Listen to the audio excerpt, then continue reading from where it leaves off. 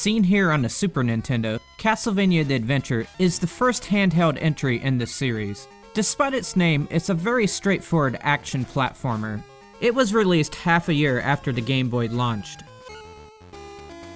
Whenever anyone goes to play this game for the first time, they are likely to notice one thing right away: the slowdown. The game already runs at a slow pace, but when more than a few things are on the screen at the same time, it turns into molasses.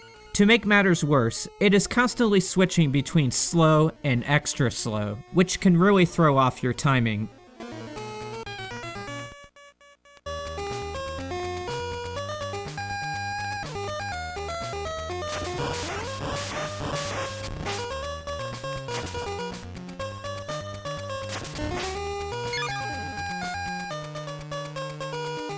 The second big flaw is the jumping. It's very hard to land where you need to, which traditionally isn't a problem in the Castlevania games. It took me many attempts to get through this part of the game, since I kept missing the platforms. Bear in mind, this is only the first stage. I think a lot of people gave up at this point of the game. The changing game speeds makes the timing of the jumps difficult, but it's also because the platforms are barely within jumping distance.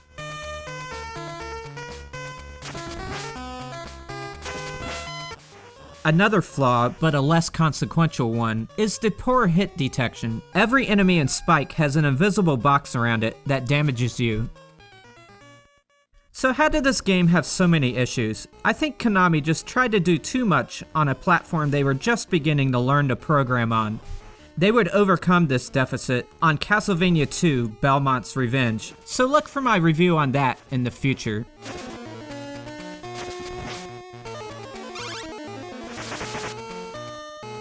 Castlevania the Adventure is still a lot better than other Game Boy games. The music is good, which is basically a requirement in the Castlevania series.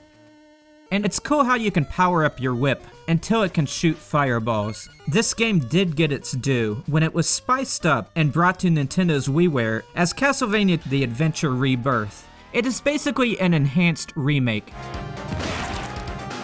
Actually, it has very little to do with the original game.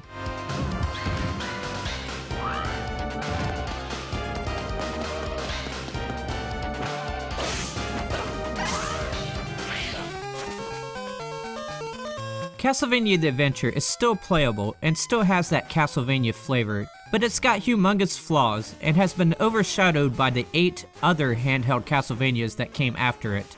Still, it's not the worst game in the Game Boy library.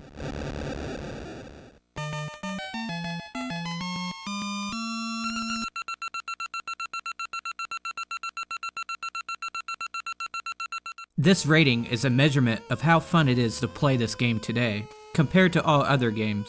Basically, this game is less fun than most games out there. See the description for more details.